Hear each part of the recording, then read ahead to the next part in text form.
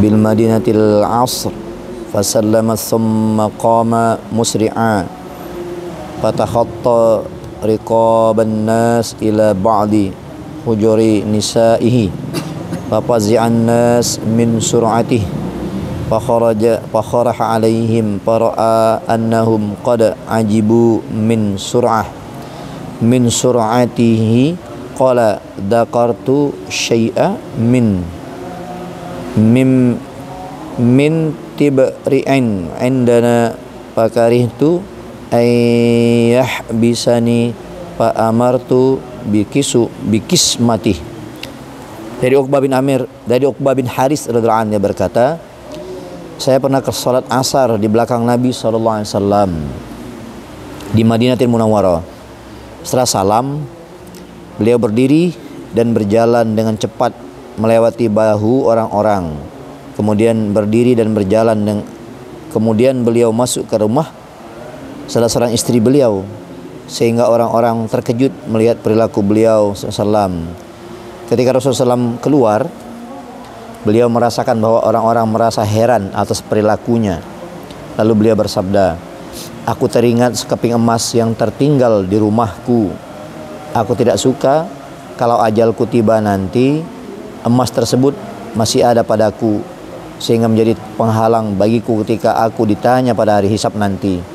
Oleh karena itu, aku memerintahkan agar emas itu segera dibagi-bagikan. Hadis riwayat Bukhari dalam kitab Mishkat. Dari Uqbah bin Haris radhiyallahu anhu, ia berkata, saya pernah sholat asar di belakang Nabi SAW di Madinatul Munawwarah. Setelah salam, beliau berdiri dan berjalan dengan cepat melewati bahu orang-orang. Kemudian beliau masuk ke rumah salah seorang istri beliau, sehingga orang-orang terkejut melihat perilaku beliau SAW. Ketika Rasulullah SAW keluar, beliau merasakan bahwa orang-orang merasa heran atas perilakunya. Lalu beliau bersabda, aku teringat sekeping emas yang tertinggal di rumahku. Aku tidak suka kalau ajalku tiba nanti emas tersebut masih ada padaku, sehingga menjadi penghalang bagiku ketika aku ditanya pada hari hisab nanti. Oleh karena itu, aku memerintahkan agar emas itu segera dibagi-bagikan. Hadis riwayat Bukhari dalam kitab Mishkat. Dalam hadis yang lain juga disebutkan bahwa Rasulullah SAW bersabda, aku tidak suka jika benda tersebut berada di rumahku pada malam ini. Dalam hadis lain diriwayatkan tentang sebuah kisah yang lebih menakjubkan dari kisah di atas. Aisyah radhiyallahu anha berkata, ketika Rasulullah SAW sakit, beliau mendapat hadiah uang sebanyak 7 atau 8 dirham. Beliau segera menyuruh saya untuk membagi-bagikan semua uang tersebut kepada orang-orang. Karena penyakit Nabi SAW bertambah parah, maka tidak ada kesempatan bagi saya untuk menginfakkannya. Pada saat yang lain, Nabi SAW bertanya, apakah uang tersebut sudah diinfakkan? Saya menjawab, karena penyakit engkau, saya belum berkesempatan untuk menginfakkannya. Beliau bersabda, bawalah kemari. Lalu beliau meletakkan uang itu di atas tangannya yang suci, lalu bersabda, betapa menyesalnya jika seorang Nabi Allah berjumpa dengan Allah dalam keadaan memiliki benda seperti ini. Dalam kitab Mishkat. Dalam hadis yang lain diriwayatkan dari Aisyah radhiyallahu anha bahwa pada suatu ketika di sisi beliau SAW terdapat uang yang datang dari seorang pada malam hari. Kantuk Nabi pun sirna, dan pada akhir malam ketika saya sudah menginfakkannya, beliau SAW baru dapat tidur. Dalam kitab Ihya, Sahal radhiyallahu anhu berkata bahwa Nabi SAW memiliki 7 keping dirham yang disimpan oleh Aisyah radhiyallahu anha. Nabi SAW menganjurkan kepada Aisyah radhiyallahu anha agar mengirimkan uang tersebut kepada Ali radhiyallahu anhu. Seusai bersabda kepada Aisyah radhiyallahu anha, beliau SAW jatuh pingsan, sehingga Aisyah radhiyallahu anha sibuk mengurus beliau SAW. Kemudian setelah Nabi SAW sadar kembali, beliau bersabda kembali dan jatuh pingsan lagi. Berkali-kali Nabi SAW pingsan. Setelah sadar, berkali-kali pula beliau menganjurkan kepada Aisyah radhiyallahu anha agar memberikan uang tersebut kepada Ali radhiyallahu anhu. Akhirnya, atas petunjuk Nabi SAW, Aisyah radhiyallahu anha segera mengirimkan uang tersebut kepada Ali, dan Ali radhiyallahu anhu pun membagi-bagikannya.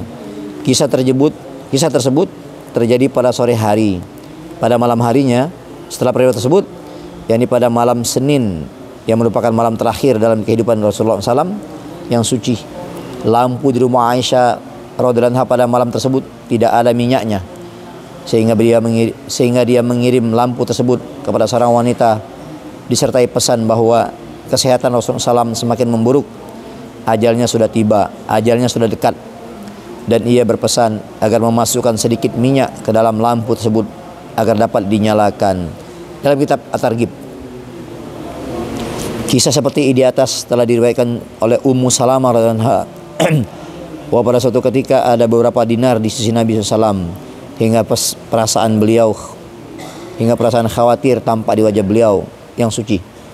Saya mengira bahwa kesehatan Nabi yang sedang terganggu, maka saya bertanya, "Ya Rasulullah, di wajahmu yang suci terlihat kekhawatiran, apa yang terjadi?" Rasulullah SAW menjawab, 7 keping dinar telah datang pada malam tadi, dan sekarang masih tinggal di tempat tidur, belum sempat aku infakkan.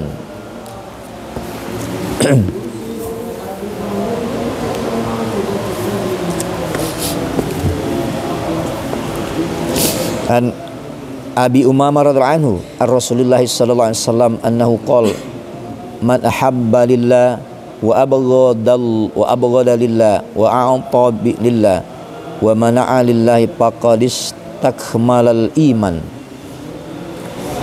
Dari Abu Umamah radhiyallahu anhu dari Nabi SAW, beliau bersabda, barang siapa mencintai karena Allah, membenci karena Allah, memberi karena Allah, dan tidak memberi karena Allah, sungguh ia telah menyempurnakan imannya. Riwayat Abu Daud. Dari Abu Umamah radhiyallahu anhu dari Nabi SAW, beliau bersabda bahwasanya barang siapa mencintai karena Allah, membenci karena Allah, memberi karena Allah, dan tidak memberi karena Allah, sungguh dia telah menyempurnakan imannya. Hadis riwayat Abu Daud. An Ibnu Abbas radhiyallahu anhu an Nabi sallallahu alaihi wasallam annahu qala li Abi Dzarrin, ya Abu Dzar, ayyu ural iman awsaq? Qala Allahu azza wa jalla wa rasuluhul a'lam. Allah wa rasuluhu a'lam. Qala al mawalatu fillah wal hubbu fillah wal bughdu fillah. Dari Ibnu Abbas radhiyallahu anhu dari Nabi SAW bahwasanya beliau bersabda kepada Abu Dzar, wahai Abu Dzar, pilar iman manakah yang paling utama? Pilar iman manakah yang paling kuat? Ia berkata, Allah dan Rasulnya yang lebih mengetahui. Beliau bersabda, setia karena Allah, cinta karena Allah, dan marah karena Allah. Hadis riwayat Baihaqi dalam kitab Syu'abul Iman. Dari Ibnu Abbas radhiyallahu anhu dari Nabi SAW, beliau bersabda kepada Abu Dzar, wahai Abu Dzar, pilar iman manakah yang paling kuat? Ia berkata, Allah dan Rasulnya yang lebih mengetahui. Beliau bersabda, setia karena Allah, cinta karena Allah, marah karena Allah. Hadis riwayat Baihaqi dalam kitab Syu'abul Iman. An Anas ibn Malik radhiyallahu anhu qala Rasulullah SAW, tuba liman amana bi warani marratan wa tuba liman amana bi walam yarani sab'a mirarin. Tuba liman amana bi warani marratan wa tuba liman amana bi walam yarani sab'a mirarin. Dari Anas bin Malik radhiyallahu an, ia berkata, Rasulullah SAW bersabda, sungguh beruntung orang yang beriman kepadaku dan melihatku, beruntungnya 1 kali. Sungguh beruntung orang yang beriman kepadaku padahal ia tidak melihatku, beruntung 7 kali. Beruntung 7 kali. Hadis riwayat Ahmad. Dari Anas bin Malik radhiyallahu anhu, dia berkata, Rasulullah bersabda, sungguh beruntung orang yang beriman kepadaku dan melihatku, beruntungnya 1 kali. Sungguh beruntung pula orang yang beriman kepadaku padahal ia tidak melihatku, beruntung 7 kali. Beruntung. Hadis riwayat Ahmad. An Abdurrahman ibni Yazid radhiyallahu anhu maqal dakaru inda abadillahi ashab Muhammadin sallallahu alaihi wasallam wa imanahum qala wa qala Abdullah inna amar Muhammadin sallallahu alaihi wasallam kana bainan liman rahu walladhi la ilaha ghairuhu ma amana mu'min afdala min imanin bi ghaibin thumma qara alif lam mim dzalikal kitabu la raiba fi Al-Baqarah ila qaulihi ta'ala yu'minuna bil ghaib Al-Baqarah ayat 20. Dari Abdurrahman bin Yazid radhiyallahu an, ia berkata, orang-orang bercerita tentang para sahabat Nabi SAW dan keimanan mereka di dekat Abdullah bin Mas'ud radhiyallahu anhu. Lalu Abdullah berkata, sesungguhnya perkara yang dibawa Muhammad SAW sangat jelas bagi orang yang melihatnya. Demi zat yang tidak ada kesesembahan kecuali Dia, seorang mukmin tidaklah bisa beriman dengan keimanan yang lebih utama daripada beriman pada hal yang gaib. Lalu ia membaca ayat Alif Lam Mim dzalikal kitabu la raiba fi hudal lil muttaqin alladzina yu'minuna bil ghaib Al-Baqarah ayat 2. Ayat 1 sampai ayat 3. Alif Lam Mim, kitab ini tidak ada keraguan padanya, petunjuk bagi mereka yang bertakwa, yaitu bagi orang yang beriman kepada yang gaib. Al-Baqarah ayat 1 sampai 3. Hadis riwayat Hakim, ia berkata hadis ini sahih menurut syarat sanad Bukhari dan Muslim. Dari Abdurrahman bin Yazid radhiyallahu anhu, dia berkata, orang-orang bercerita tentang para sahabat Nabi SAW dan keimanan mereka di dekat Abdullah bin Mas'ud radhiyallahu anhu. Lalu Abdullah berkata, sesungguhnya perkara yang dibawa Muhammad SAW sangat jelas bagi orang yang melihatnya. Demi zat yang tidak ada sesembahan selain Dia, seorang mukmin tidaklah bisa beriman dengan keimanan yang lebih utama daripada iman kepada hal yang gaib. Lalu membaca ayat Alif Lam Mim dzalikal kitabu la raiba fihi hudal lil muttaqin alladzina yu'minuna bil ghaib. Alif Lam Mim, kitab Al-Quran ini tidak ada keraguan padanya, petunjuk bagi mereka yang bertakwa, yaitu mereka yang beriman kepada yang gaib. Al-Baqarah 1 sampai 3. Hakim berkata, ini adalah hadis sahih menurut sanad sahih Bukhari, sanad Bukhari dan Muslim.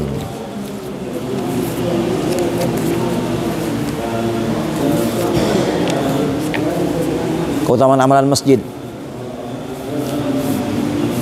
An Abi Hurairah radhiyallahu anhu, Nabi sallallahu alaihi wasallam qala, man ghada ilal masjid wa raha a'addallahu lahu nuzulahu minal jannah kullama ghada aw raha. Dari Abu Hurairah radhiyallahu anhu, dari Nabi SAW, beliau bersabda, barang siapa pergi ke masjid baik pada pagi maupun sore hari, Allah SWT menyiapkan untuknya sebuah hidangan di surga setiap kali dia pergi, baik pagi ataupun sore hari. Hadis riwayat Bukhari. Dari Abu Hurairah radhiyallahu anhu, dari Nabi SAW, beliau bersabda, barang siapa pergi ke masjid baik pada pagi maupun pada sore hari, Allah Subhanahu wa taala menyiapkan untuknya sebuah hidangan di surga setiap kali dia pergi baik pada pagi ataupun sore hari. Hadis riwayat Bukhari. Bab keutamaan orang yang berangkat ke masjid. An Abi Umamah radhiyallahu anhu qala Rasulullah SAW, al-ghudu war-rawahu ilal masjid minal jihadi fi sabilillah. Al-ghudu war-rawahu ilal masjid minal jihadi fi sabilillah. Dari Abu Umamah radhiyallahu anhu, dia berkata, Rasulullah SAW bersabda, pergi ke masjid baik pada waktu pagi maupun pada sore hari termasuk jihad di jalan Allah. Hadis riwayat Tabrani dalam kitab Mu'jamul Khabir. Dari Abu Umamah radhiyallahu anhu, dia berkata, Rasulullah SAW bersabda, pergi ke masjid baik pada waktu pagi maupun pada sore hari termasuk jihad di jalan Allah. Tabrani dalam kitab Mu'jamul Khabir. An Abdullah ibn Amr bin As radhiyallahu anhuma, anin Nabi sallallahu alaihi wasallam, annahu kana idza dakhala al-masjid qala a'udzu billahil azim wa biwajhihil karim wa sultanihil qadim minasyaitonir rajim. Fa idza qala dzalika qala syaitan hufida minni sairul yaum dari Abdullah bin Amr bin As radhiyallahu anhu dari Nabi SAW bahwasanya apabila masuk ke dalam masjid beliau mengucapkan a'udzubillahil azim wa biwajhil karim wa sultanil qadim minasyaitonir rajim. Aku berlindung kepada Allah yang Maha Agung, zatnya yang mulia dan kekuasaannya yang terdahulu dari setan yang terkutuk. Beliau bersabda, apabila seorang mengucapkan bacaan di atas, maka syaitan berkata, ia telah dilindungi dariku sepanjang hari. Hadis riwayat Abu Daud. Bab apa yang sebaiknya diucapkan orang ketika masuk masjid, doa masuk masjid. Dari Abdullah bin Amr bin As radhiyallahu anhu, Nabi SAW bersabda bahwasanya apabila masuk ke masjid beliau mengucapkan a'udzubillahil azim wa biwajhihil karim wa sultanihil qadim minasyaitonir rajim. Apabila seorang mengucapkan bacaan di atas, maka setan berkata, ia telah dilindungi dariku sepanjang hari. Hadis riwayat Abu Daud.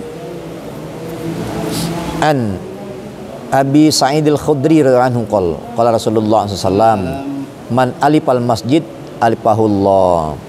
Jadi Abu Sa'id al-Khudri radhiyallahu anhu berkata, Rasulullah SAW bersabda, barang siapa menyukai masjid, maka Allah SWT pun menyukainya. Hadis riwayat Tabrani dalam kitab Al-Mu'jamul Awsat. Dari Abu Sa'id al-Khudri radhiyallahu anhu berkata, Rasulullah SAW bersabda, barang siapa menyukai masjid, maka Allah SWT pun menyukainya. Hadis riwayat Tabrani dalam kitab Al-Mu'jamul Awsat. An Abi Darda radhiyallahu anhu qala, sami'tu Rasulullah SAW yaqul, al-masjid baitu kullu taqiyyin wa taqabbalallahu liman kana al-masjid baitahu birauhi warahmah wal jawai ala sirat ila ridwanillah ilal jannah. Dari Abu Darda radhiyallahu anhu berkata, aku mendengar Rasulullah SAW bersabda, masjid adalah rumah bagi setiap orang yang bertakwa, dan Allah SWT menjamin orang yang menjadikan masjid sebagai rumahnya dengan jaminan berupa ketentraman serta rahmat, dan dia akan bisa melewati syirat menuju keridhaannya, yakni menuju surga. Hadis riwayat Tabrani dalam kitab Al-Mu'jamul Khabir dan Al-Mu'jamul Awsat dan Bazar. Dari Abu Darda radhiyallahu anhu berkata, aku mendengar Rasulullah SAW bersabda, masjid adalah rumah setiap orang yang bertakwa, dan Allah SWT menjamin orang yang menjadikan masjid sebagai rumahnya dengan jaminan berupa ketentraman serta rahmat, dan dia akan bisa melewati sirat menuju keridhaannya, yakni surga. Tabrani dalam kitab Al-Mu'jamul Khabir dan Al-Mu'jamul Awsat. Dan Bazar berkata, sanadnya sah hasan. Ahisami berkata, seluruh rawi dalam sanad hadis ini pada riwayat Bazar adalah perawi yang sahih. Mu'jamuz Zawaid jilid 2 halaman 134. Insyaallah yang mulai kita baca mudah-mudahan jadi iktibar amal niat menyampaikan. Subhanakallahumma wa bihamdika asyhadu an la ilaha illa anta astaghfiruka wa atubu ilaik. Wassalamualaikum warahmatullahi wabarakatuh.